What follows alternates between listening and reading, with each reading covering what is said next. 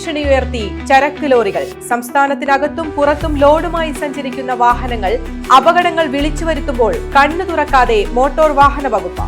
സുരക്ഷകൾ ഉറപ്പാക്കി നൽകേണ്ട പെർമിറ്റുമായി സുരക്ഷാ മുൻകരുതലുകളെയെല്ലാം കാറ്റിൽ പറത്തിക്കൊണ്ട് ചരക്ക് ലോറികൾ നിരത്തിലിറങ്ങുമ്പോൾ മോട്ടോർ വാഹന വകുപ്പിന്റെ കണ്ണു തുറപ്പിക്കുവാൻ ഇനിയും വലിയ അപകടങ്ങൾ സംഭവിക്കണമെന്ന അവസ്ഥയാണ്.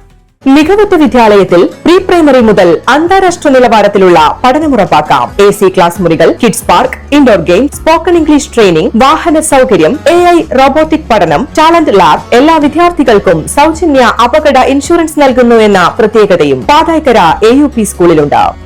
AUP school, Pathaikkara, Perinthalmanna. സംസ്ഥാനത്തിനകത്തും പുറത്തും ലോഡുമായി സഞ്ചരിക്കുന്ന വാഹനങ്ങൾക്ക് സ്റ്റേറ്റ് പെർമിറ്റുകൾ നിർബന്ധമാണ്. ദീർഘദൂരം ചരക്കുമായി ഓടുന്ന വാഹനങ്ങളുടെ സുരക്ഷയും അതീവ പ്രധാനമാണ്. എന്നാൽ ഈ സുരക്ഷാ മുൻകരുതലുകളെയെല്ലാം കാറ്റിൽ പറത്തിക്കൊണ്ടാണ് ചരക്ക് ലോറികൾ നിരത്തിലിറങ്ങുന്നത്.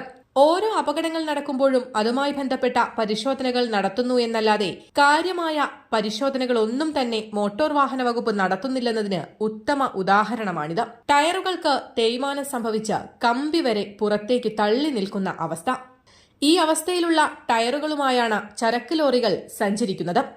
ടയർ പൊട്ടിത്തെറിക്കൽ, നിയന്ത്രണം നഷ്ടപ്പെടൽ തുടങ്ങി ഇത് വലിയ സുരക്ഷാ ഭീഷണി ഉയർത്തുന്നതും റോഡ് അപകടങ്ങളുടെ പ്രധാന കാരണമാവുകയും ചെയ്യുന്ന ഒന്നാണ്.